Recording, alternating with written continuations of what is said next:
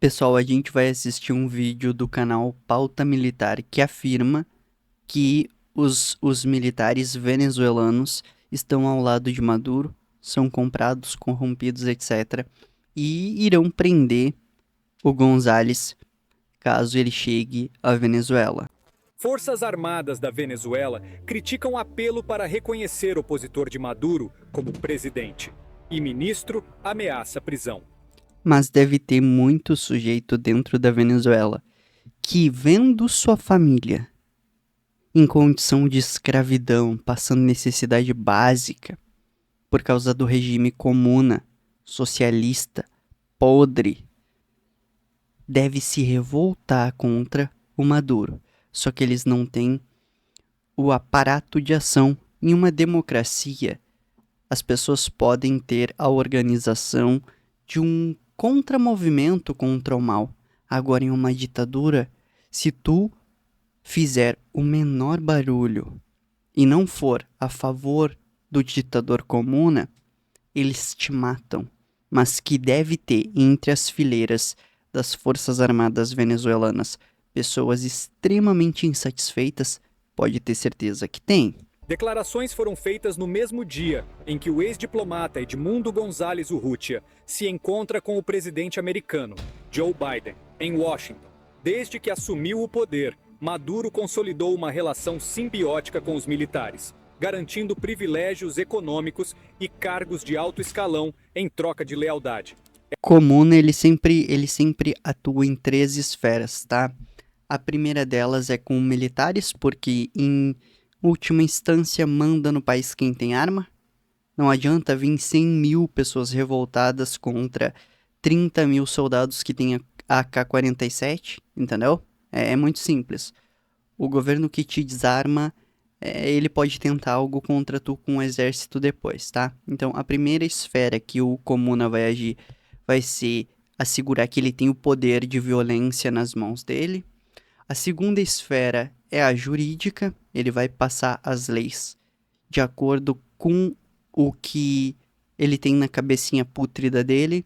A terceira esfera seria a midiática, o controle do fluxo de informações para assim criar movimentos, criar ficções como, por exemplo, não, há um monte de fascistas por aí, ai, há um monte de fascistas por aí, sendo que não há. Essa estratégia fortaleceu a dependência mútua entre o governo e as Forças Armadas, transformando-as em um pilar essencial para a manutenção do regime. Atualmente, elas não são apenas uma força militar, mas também uma ferramenta política e econômica nas mãos do chavismo. Nesse cenário, a oposição liderada por figuras como Edmundo González Urrutia tenta desafiar o governo, mas enfrenta repressão severa e um ambiente político completamente controlado pelo chavismo. Sabe, pessoal, eu acho assim que as pessoas elas são muito passivas.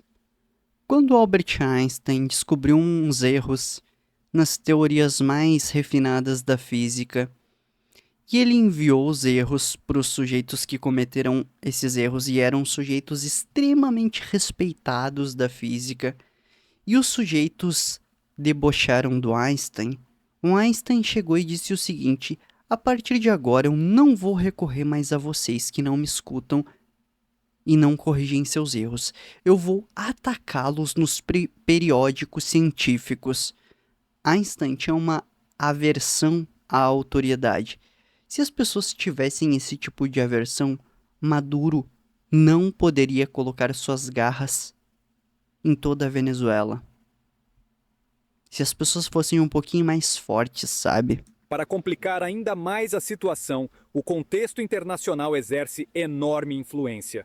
Sanções econômicas impostas pelos Estados Unidos e outros países colocaram Maduro sob pressão, enquanto aliados como Rússia e Irã continuam apoiando o regime. Esse jogo geopolítico cria um equilíbrio delicado, onde o futuro da Venezuela depende tanto das decisões internas quanto das movimentações internacionais.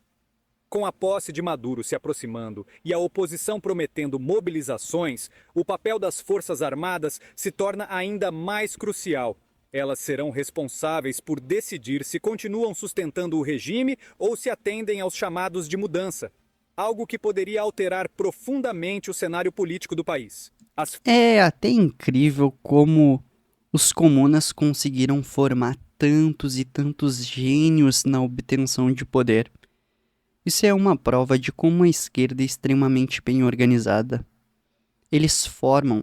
Bom, pesquisem sobre a formação que o braço direito do Luiz Inácio teve. O braço direito do Luiz, basicamente o cérebro do Luiz, é um cara que se chama Zé Dirceu. Pesquise a fundo sobre onde ele se formou, quais táticas ele aprendeu.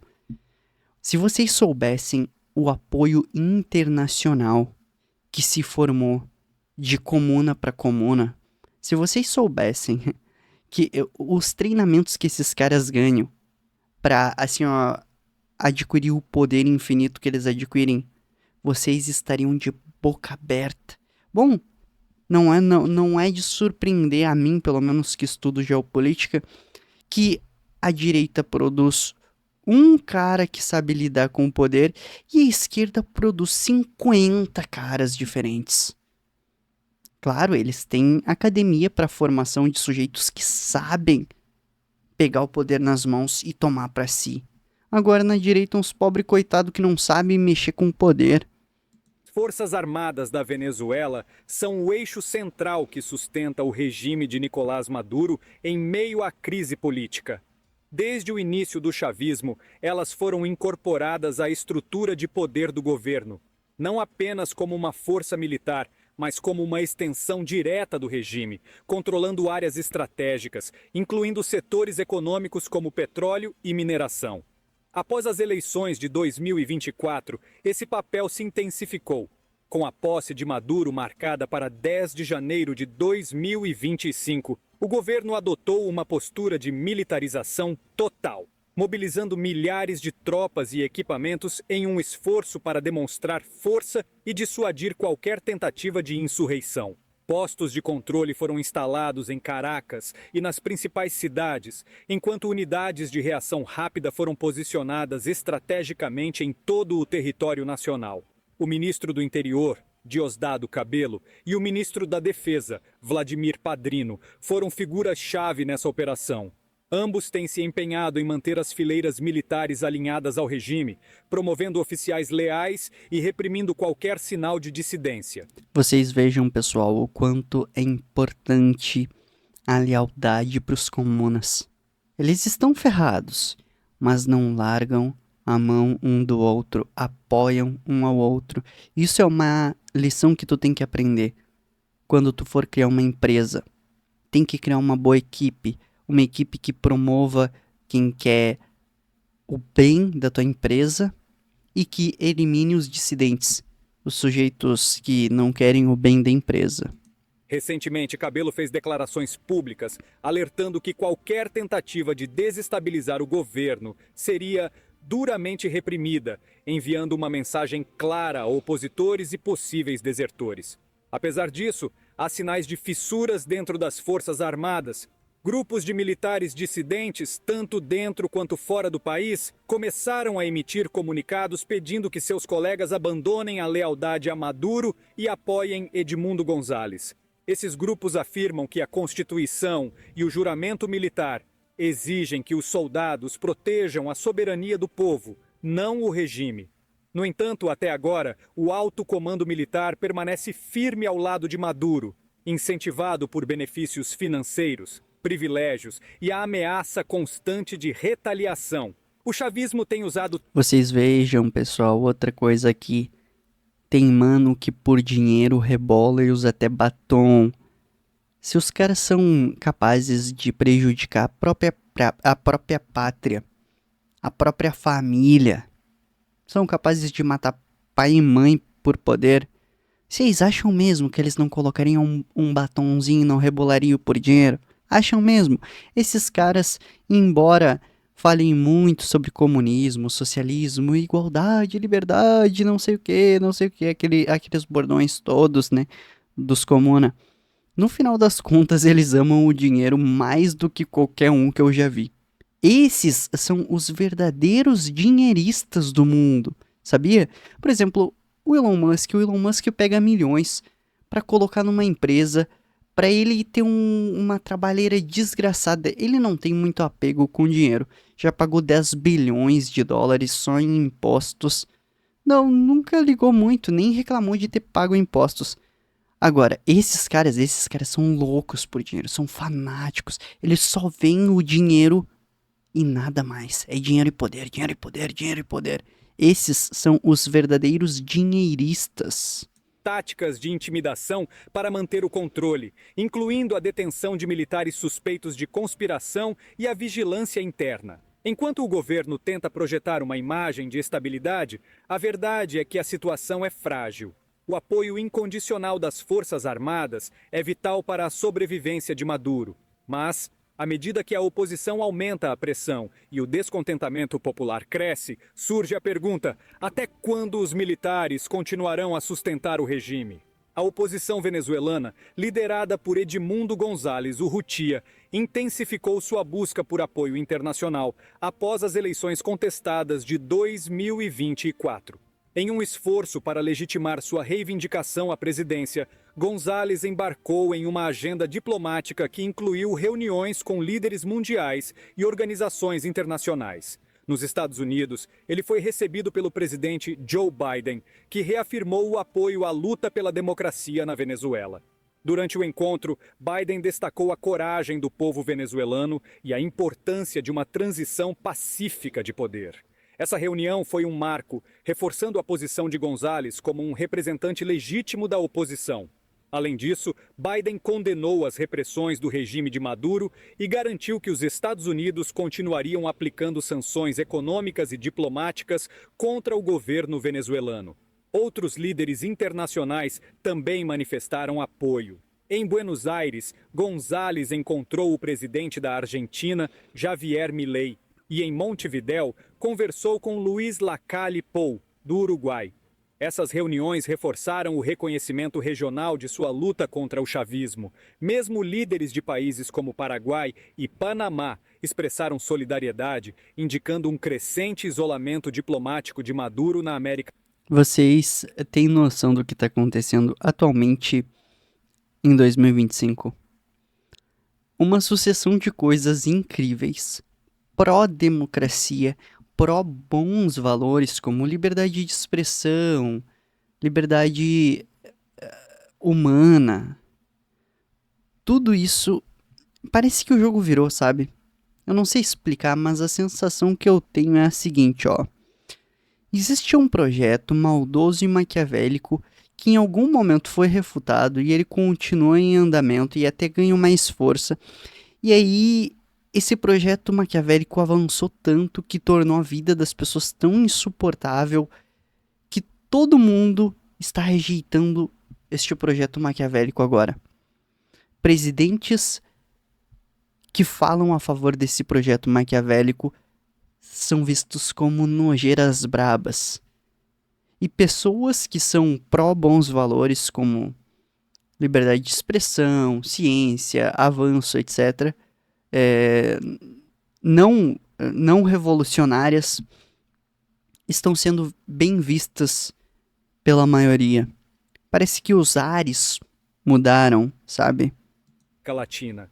Enquanto González trabalhava para consolidar o apoio externo, militares dissidentes exilados emitiram comunicados dirigidos aos colegas dentro do país, instando-os a se rebelarem contra Maduro e reconhecerem González como presidente legítimo.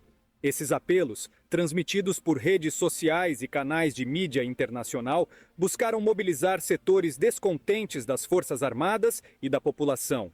No entanto, o impacto dessas ações ainda é limitado.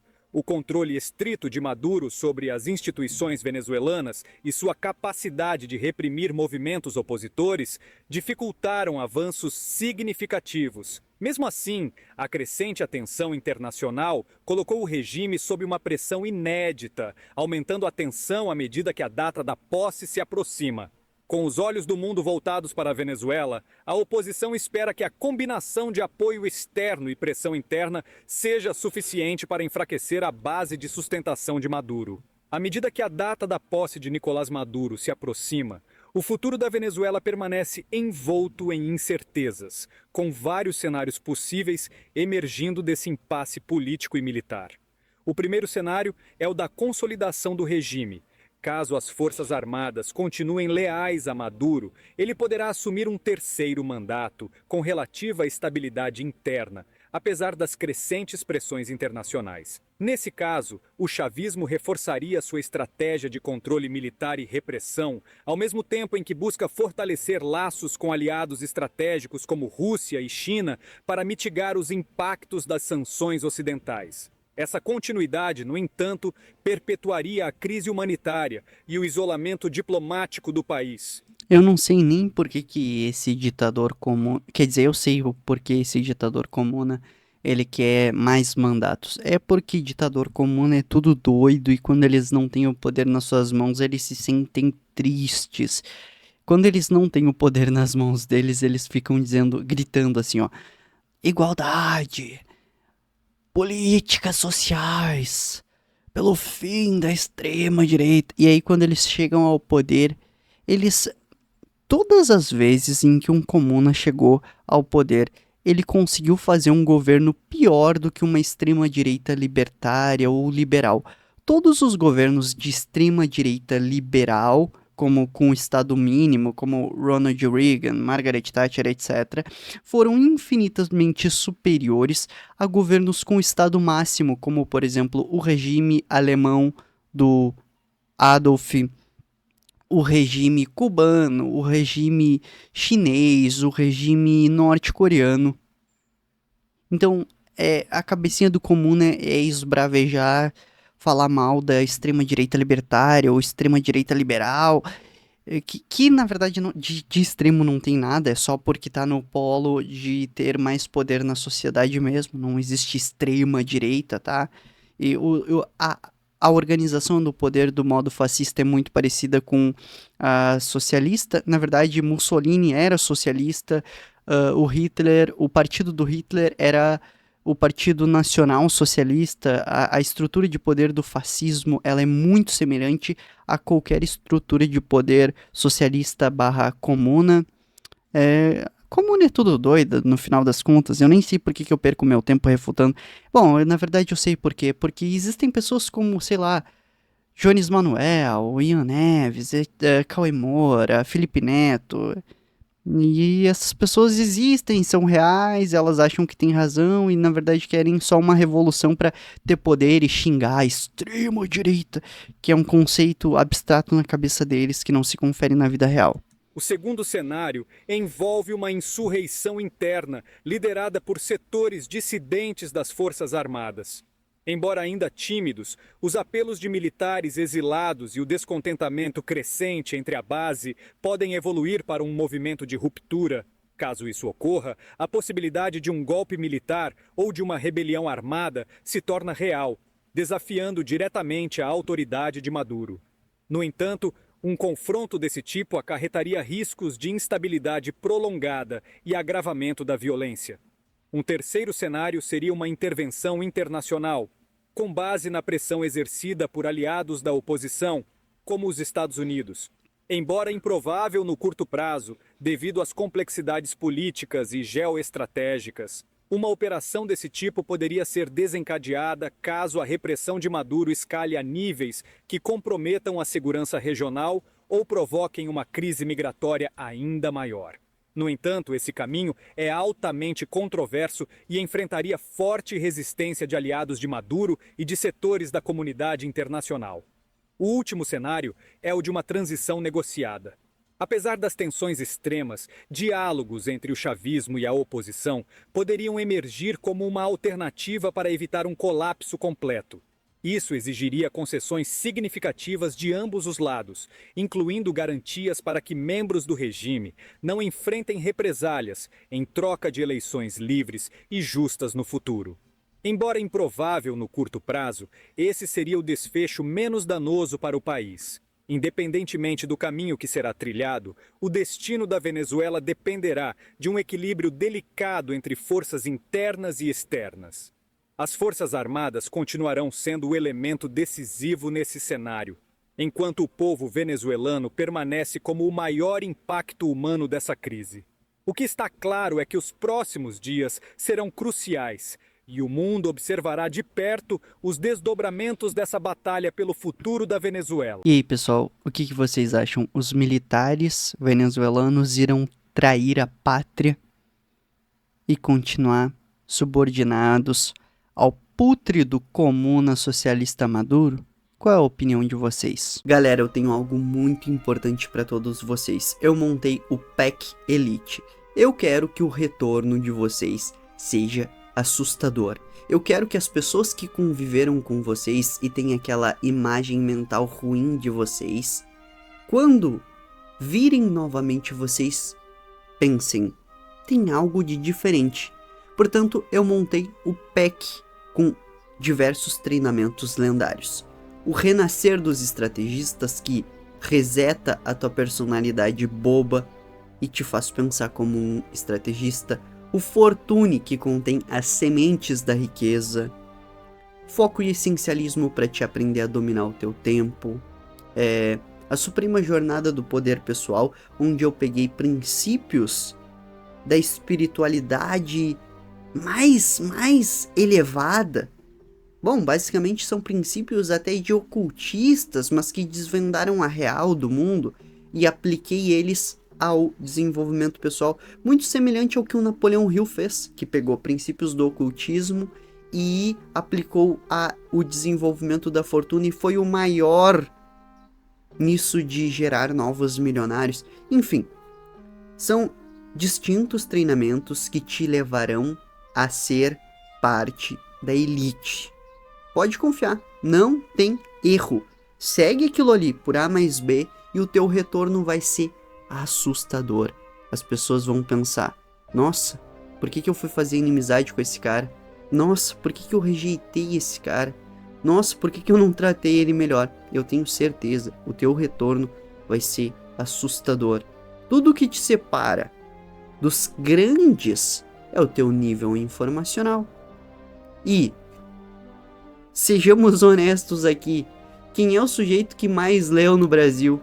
Eu tenho o fluxo informacional necessário para tutorar até os maiores. Bom, dos menores aos maiores, eu tenho o fluxo de informações. Eu já li mais de 500 livros. Eu já fiz múltiplos dígitos na internet.